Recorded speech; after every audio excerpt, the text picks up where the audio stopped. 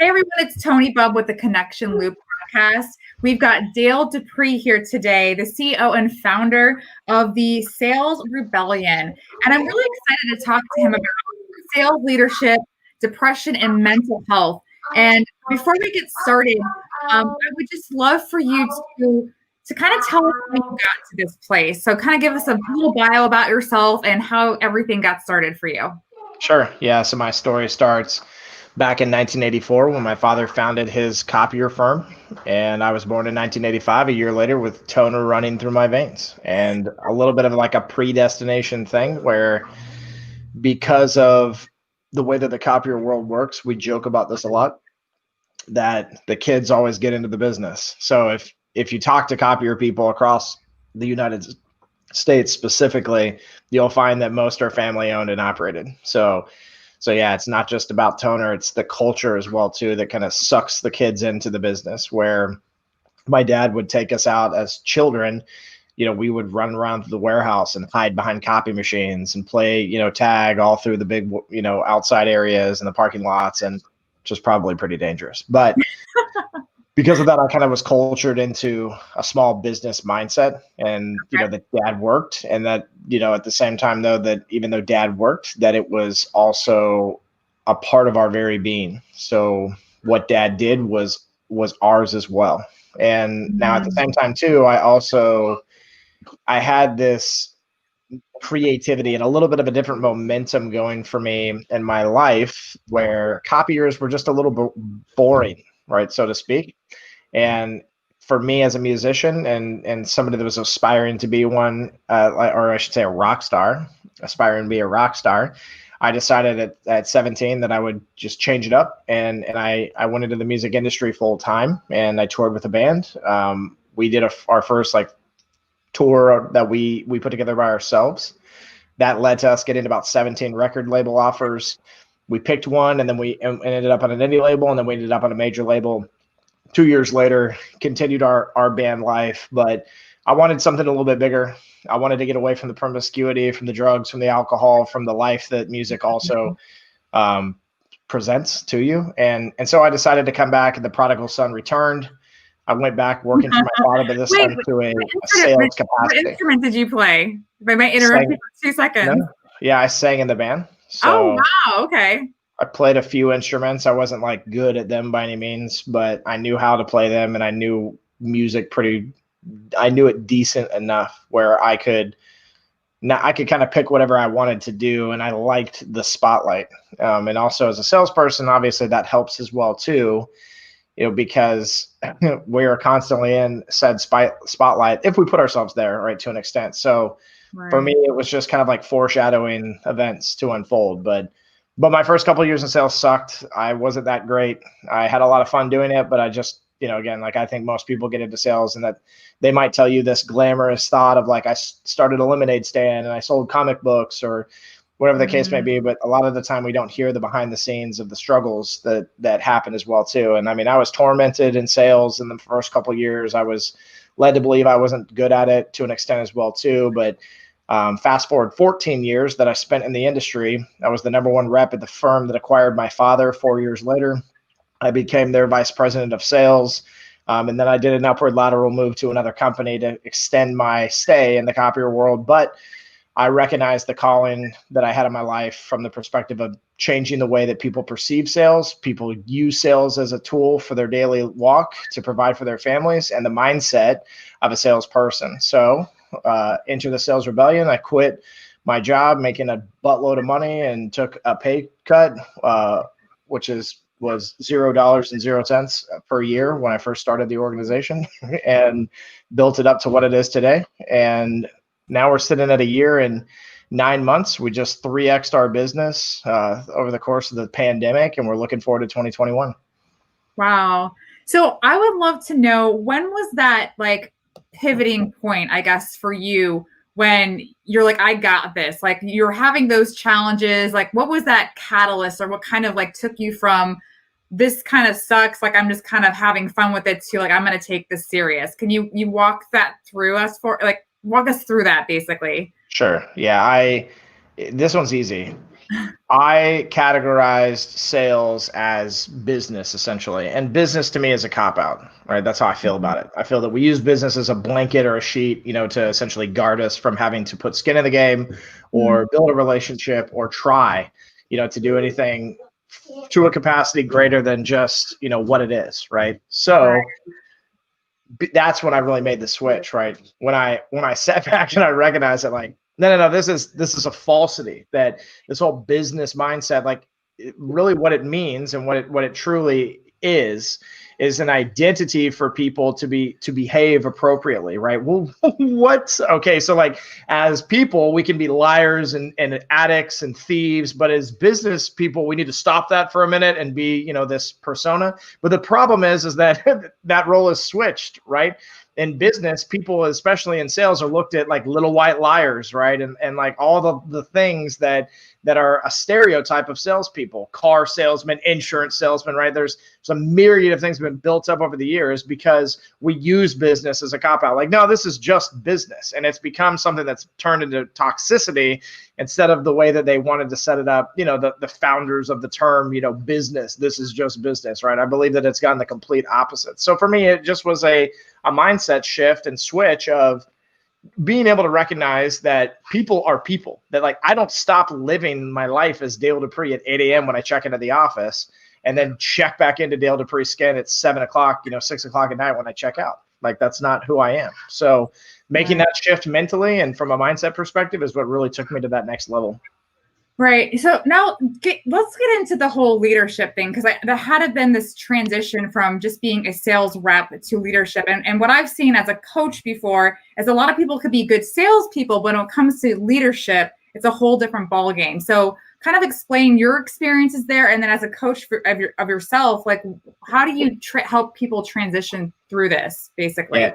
So I would start by saying that you're correct. And I think that for the most part, the business world in general, especially the sales world, knows that not every good salesperson becomes a good leader. But the problem is like we continually take a risk in those places instead of really defining whether or not it's going to work out or whether or not it's a pipe dream. And so, like, number one, I think that it's important when you're looking at a really good salesperson to understand that they might not need to become a sales leader or want to become a sales leader at that. It might just be you projecting this identity of like, well, they've been a salesperson for 10 years now and they've been the number one salesperson making the same amount of money. We need to give up some kind of raise or status inside of the organization or they might leave us. That's one of the things I think that kind of goes through leaders' minds and why they pick bad leadership in the process, right? Whereas for me, I'm somebody that not only was good at selling, but good at serving. And because I believe that service is sales, or that sales is service, I should say. And so for me, it was this identity of, well, how can I help? So back in the office, I think, really where my boss saw what the potential was in me as a leader was when he watched me basically give my time away to people that needed help inside of their sales walk that were at our organization to learn from a guy that's been doing it very successfully and that has a rhythm.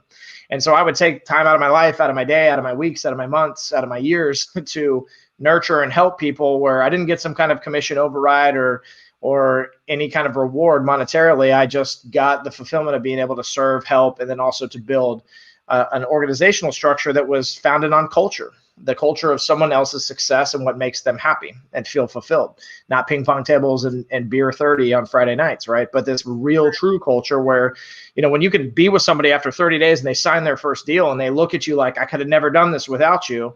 There's a moment there where as a leader, it's very important that you help them to understand that, like, I might have been here, but you're the one doing all the work. And so all you got to do is repeat this process and you'll have more deals.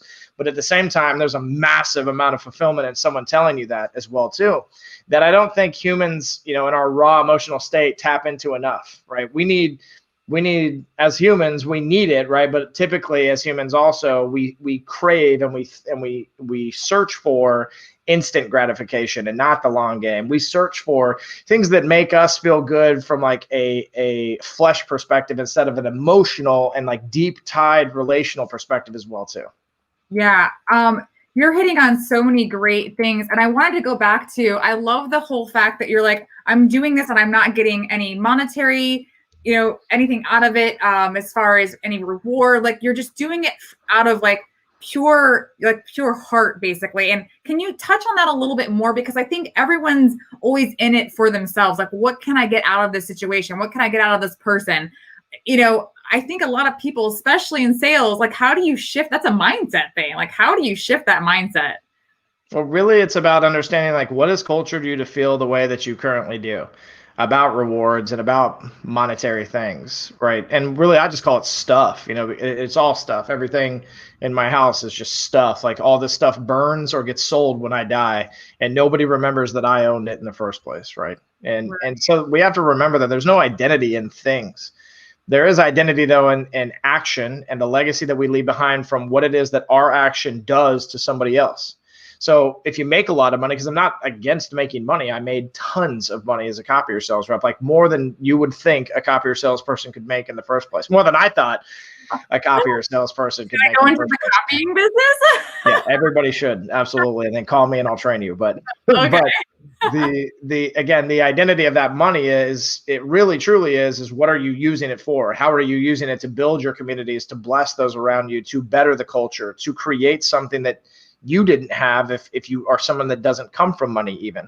And then also to create generational wealth in those moments as well too, to be able to give not a safety net, but a leg up for the next part of what's to come from your heritage and legacy, to say, like, hey, I worked really hard to get here, and now it's your turn to take it to the next level. And to stop focusing so much on ourselves, but instead focus on how do we soften the blow for the next group of people. Because listen, everybody, you're gonna die. Like, I'm sorry, but that's a sad, hard truth that you've got to deal with. And so your time in existence up until that point is very, very important. Every single moment is extremely important. Every single interaction is very, very muy importante. And the idea, again, is how do we as humans connect to that side of us? Well, the first thing, like you were just saying, and like I kind of alluded to in the beginning, is that we have to go to our bowl and we have to call it. We have to say, we're selfish. We're addicted to this. We don't really put others in the spotlight, period, let alone just a little bit, right? That when we can sit back and have an awareness of where we are currently and why it's not a healthy mindset from a long-term perspective and from a legacy building perspective, then we can start to build what it is that good habits look like around culturing that mindset in the first place. I love that. Okay, so let's get into, to me, what are very hot topics, because I think creating awareness takes time and practice, just like being a good salesperson. But then there's so much pressure in the sales industry. And so let's talk about the reality of how it affects your mentality and your well-being. So do you have a personal story of why you talk to this? Or I'd really kind of love to understand the why behind that. Yeah, so mental health in general is typically run from in society because it makes you seem weak, or it makes you seem like you're not somebody that others could trust or to give certain tasks to at that. It's one of those things that kind of makes us personally, it makes us feel like failures in some cases. Whether it's as a father or a wife or, a friend or a sister, like whatever that looks like it makes us feel like a failure to some extent. And so we tend to kind of sweep it under the rug and deal with it, which is not healthy for us as human beings and individuals in general. So, add in the culture and identity of sales. And I just posted about this in my stories on LinkedIn. I know people hate stories on LinkedIn, but shout out to LinkedIn for making stories. And I put a bunch of pictures of, you want to know why buyers hate salespeople? Well, I'm in groups, and on purpose, I'm in these groups. I kind of just shadow them and observe, but I'm in groups where people that sell solar panels and real estate and commodity services, as well as big B2B products as well too, are in. And somebody said, are buyers liars? And every freaking screenshot that I pulled is like, yes, they suck, they lie, they cheat, they steal, they're terrible, but we've got to make money, so sell them something anyway. And well, we've created a culture that does this. And so as salespeople, we're literally, when we start in our industry, we are going head first into something that's been created through stereotyping and through actions of other salespeople that are just absolutely horrendous and should not be a part of the sales culture in the first place that we have to fight. And so the biggest thing that we will go up against is rejection almost immediately. No, no, no. And it's beyond no. A lot of times it's yelling, and it's get the heck out of my office, and it's there's no soliciting. Haven't you read the sign? And like, people go nuts over it because of what has been cultured around it. It has nothing to do with whether or not like making a cold call is good or bad. Making a cold call is just introducing yourself to a stranger like you would at a playground or at a party. There's nothing that's humanly, against the natural flow of what we do as beings on this earth. But we've turned it into a cardinal sin. And so as a salesperson, you think, well, how am I supposed to pay my bills? How am I supposed to create any kind of wealth for myself if everyone hates me? And those things start to sink in real deep. And rejection, though, is just part of the process. No matter who you are or whether or not sales gets better from the perspective of how we deal with each other, there will always be a sense of rejection. The person likes you a lot and they get your quote and they're like, oh, you're in the top 3. I really hope you win. Oh, we're going to give it to this other person. That's rejection, just the same. So going through that and such an immense amount of it, because I was not just a top performer, I was like a unicorn. So where the copier world, the average, as we call it, net new sale, which would be like a brand new business, has never done any kind of transaction with the organization. The average copier rep writes about 12 of those to 15 of those per year, statistically. Well, I wrote 60 to 70 every single year, like nonstop, right? So if you think about that, the amount of rejection I had to go through, and also the amount of obstacles that I had to face in order to be able to get to a place that was much healthier in regards to an environment with me and my client, it took time. It's not like I called on more people to get to that 70. It's that I had to really nurture and develop those relationships, which is even harder than just going and doing a transaction from a commodity perspective. So my story, like quite bluntly, almost ended in suicide as a top performer. Wow. Because I started to look at my life and say, because of the constant rejection and because of the things I was dealing with and because of the slights and the little things inside of the bullpen, even that are cultural, that we look at as okay. The way we treat women in sales, the way that the bro culture works in sales, because it can work against men just the same, especially those that have any kind of dignity or self-respect for themselves. And so there's a bigger picture perspective at play here that everyone ignores. They say, pull up your pants, big boy, and stop crying. Well, listen, men are allowed to be vulnerable. They're allowed to cry. They're allowed to have emotions. And because we constantly run from this, we send men to the depths. And that's why 90%, of the suicides that happen in the business world are, white males. And it's typically in the sales profession or some kind of C-suite executive. Because again, we say like, no, you're good. You shouldn't have to deal with this stuff. Just suck it up, right? Instead of really having open conversations about it. And I was almost one of the statistics because of it. So I talk about it openly because it is important, especially because so many people out there have very short fuses, and that sales is kind of like the last place that they can go. My really good friend Scott Lees calls sales the garbage can of jobs. That's what he calls it, right? It's like, nothing else worked. And so, you threw everything away into the trash and became a salesperson, right? So there's a bigger picture perspective at play around mental health and depression and sales. But I should also caveat that with that I do suffer from depression. I have since I was a young man. And so there's another piece of that too. It's like a general awareness that people need to have, where like, again, I felt like even I could get past it, overcome it, become better. But I did it in a way, I said that in a way that was self-consumed. Like, you're better than this. It's okay to be defeated, and it's okay to embrace things that suck instead of ignoring them, instead of thinking that the only way to be successful is to win. And because of those small things that I wasn't paying attention to, it was pretty close to the end for me. But I had a God moment in the process as well too, and my life was saved. Can we talk about the God moment? Sure. So I pulled into my office. It was very early in the morning, and there was a lot going on in my life at that point. And to caveat this too, like in the evening, there were things that needed to be exposed to even my wife about my life and the lies that I had been living in around this identity crisis that I was having around my success. And so in the morning, it started with like, I'm just gonna get rid of all of it. I'm gonna just say goodbye. And so I headed to my office to close up some things that I didn't want to leave lingering. And my father's car was parked in the driveway, and he was never at the office that early. It was really early. It was like 5:30 in the morning.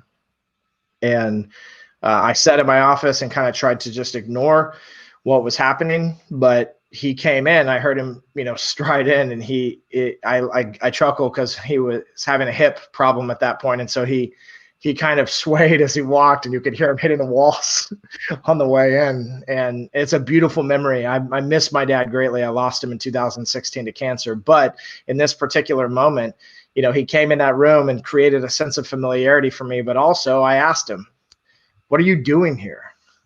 And as I was trying to pretend like I was really busy, when really I was just trying to kind of button things up. And my dad said, "I don't know.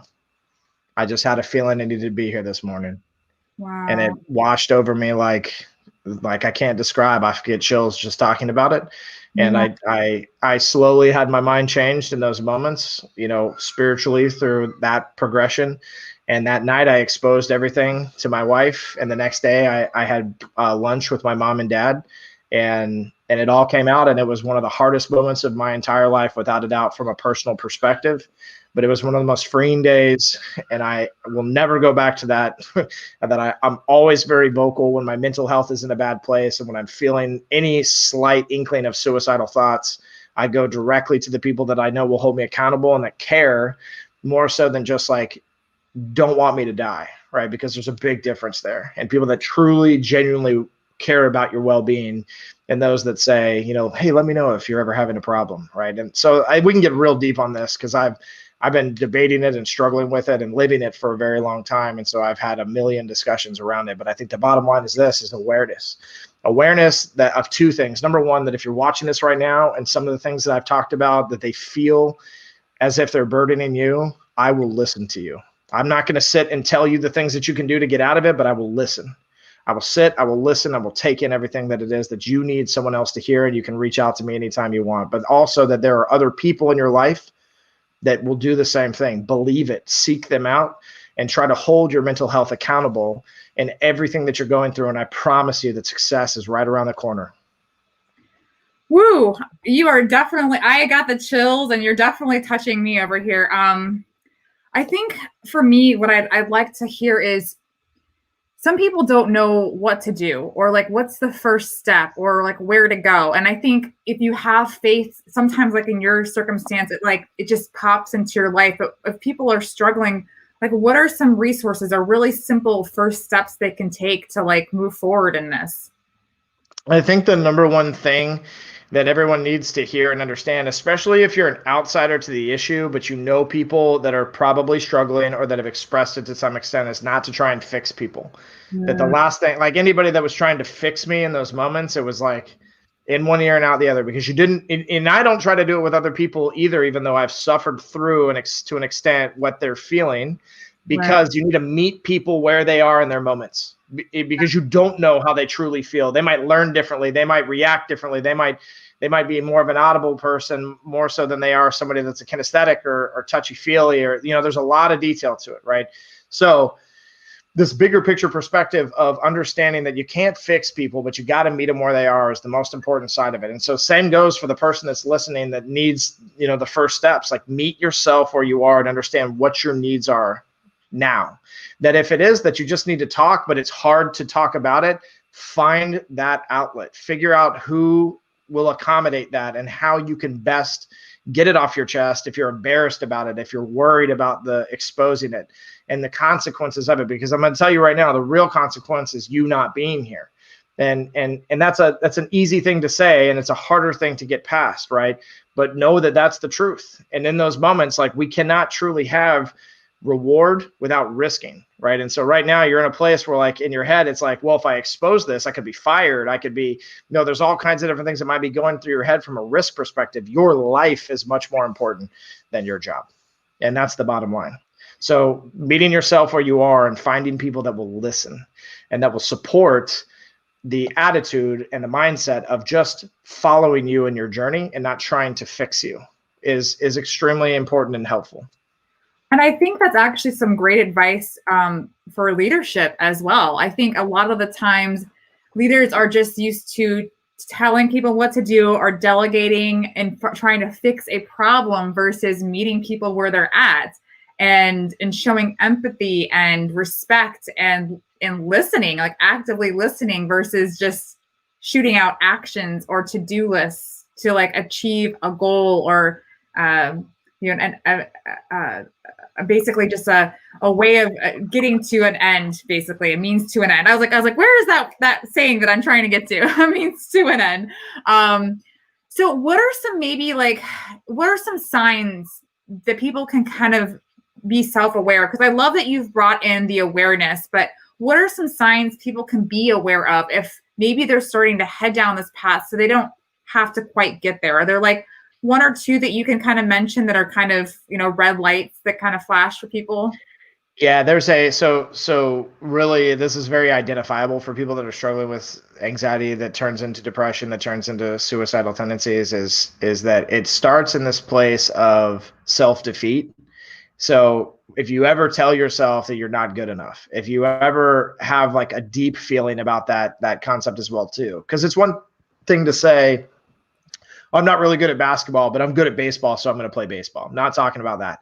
I'm talking about when you sit around in your own thoughts and you defeat yourself in those moments and say, I'm not good enough. I can't do anything. The opportunity doesn't exist outside of, working for someone that sucks or having a job I don't like. When you start to really dwell in those places, that's where it is the most dangerous. And that's because that's the beginning. So sitting and dwelling in this self-defeat mindset is extremely important when it comes to the awareness side. Be aware of that. The second side of it, though, another side of it, I should say, to be ultra aware of too, is silence. That like when you feel like you want to say something and you're quiet about it, that is an indicator of where you're headed. And so silence, you need to be very vocal about what you're feeling and what you're going through. Silence is your enemy. It is the silent enemy of salespeople on top of it too, because it's very quiet. There's nothing there. And I truly believe that most salespeople develop anxiety and depression because of their sales walk, and not because they have it genetically embedded in them or that they've suffered from it throughout their life. That they can literally culture it through what it is that they have to do on a daily basis. The pressure of a quota, the tonality and voice raising of a boss, the pressures from clients or prospects that are asking for so much and you can only give so little, the rejection, the constant rejection at that, and which again leads to pity and self-defeat, which are very, very dangerous emotions for people, because they lead to, again, this sense of like, what is my existence? Is the question that you basically start asking yourself. And so stay away from those moments, right? And when you're in them, embrace them. Don't try to say like, oh, I'll wait it out till tomorrow. Like, embrace it and say out loud, like, I'm having a really hard time talking about anything I feel right now. Like, that alone should help somebody to hear what you're saying and go, I just need to be around this person and just need to be a part of what it is that they're going through, from the perspective of supporting them by listening to them as well too. So people that are hearing this, remember, don't try to fix others, right? Meet them where they are in these moments as well. But those are two things that they could be aware of, in these states. But there's a lot to it. It's not as simple as just a couple little things. It's very complex. Yeah, I kind of wrote down some, I think, three big takeaways that I've kind of gathered from our conversation. One is culture. So being aware of the culture that you're in and being a part of changing that culture versus immersing yourself in it. Awareness is huge. So not only a self-awareness, but aware of how you're talking, you're speaking, your actions are impacting other people. And I guess I'm gonna do 4 maybe, because I really loved the service part. So I loved you having an intention of not always going in and trying to get something out of it. So building true relationships, I think, is number 3. And then what you just said, communicating your truth. And so Crucial Conversations is a book out there, and it talks about the longer that you take in between once you feel something isn't right and communicating it, usually the bigger the problem, progresses into. So I absolutely love that. And let's kind of wrap it up with, I think it's also important to remember to bring fun and joy into your life. And I love that you had on your profile, like, this is what I like to do in my downtime. I like to grill. I love to eat pancakes. Talk a little bit about how bringing that into business is important as well.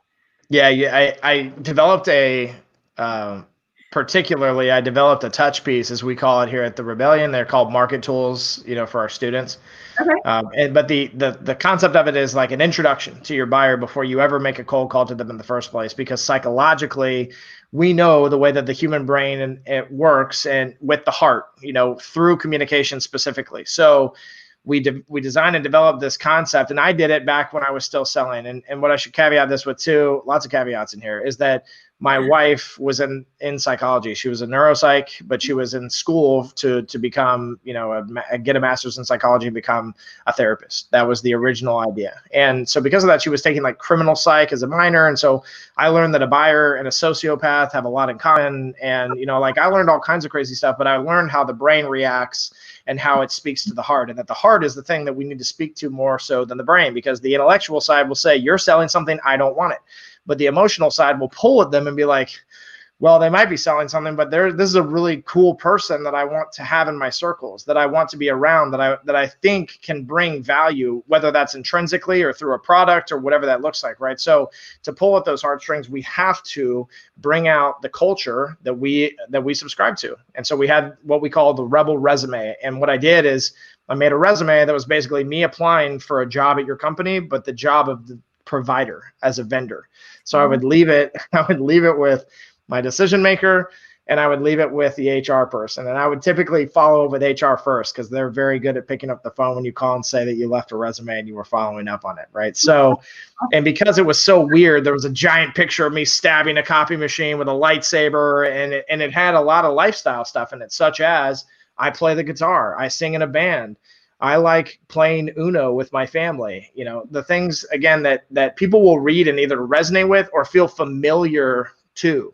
So it doesn't have to be something that they specifically like, but when you start to speak the language of culture, whether that it's around hobbies or it's around family or it's around activities or it's around food, that people see that and they think like, yeah, I don't like exactly this, but I like a sect of it and I like a portion of it. And again, that familiarity allows somebody to build credibility with you. And it's fun. People looked at that and thought, what the heck is this? And I broke down the barriers of, the cop out of business and that whole space that's been intelligently designed to keep people from me out in the first place. And I destroyed it with creativity, with fun, and with passion. I love it. That's a great way, I think, to end this. Those are all my favorite things. So thank you so much for being on here. And I think you're going to open up a lot of people's eyes, because even if you're not in direct sales, I think a lot of people feel this pressure. And these are actions or traits, or I don't know what you would call them, but things that people can integrate into any part of a business. I think that anyone can apply. So, but let people know where they can find you, your podcast, anything you want to share, because I think you'd be a great person to follow.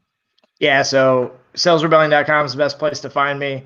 Okay. You can go to the coaching page, and you can select to meet the coaches, and I'm on there, so you can get a direct line to me. Or one of the best ways is just to Google my name, Dale Dupree, and for the next 9 pages of Google, you can find guest podcasts, you can find guest video work I've done, stuff like this, right?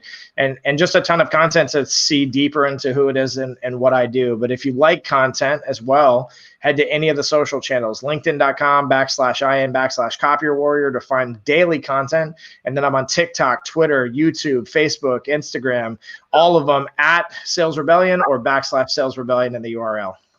Awesome. Well, thanks so much, Dale. I really enjoyed it, and have a very Merry Christmas and Happy New Year, everyone. Thanks so much. Merry Christmas.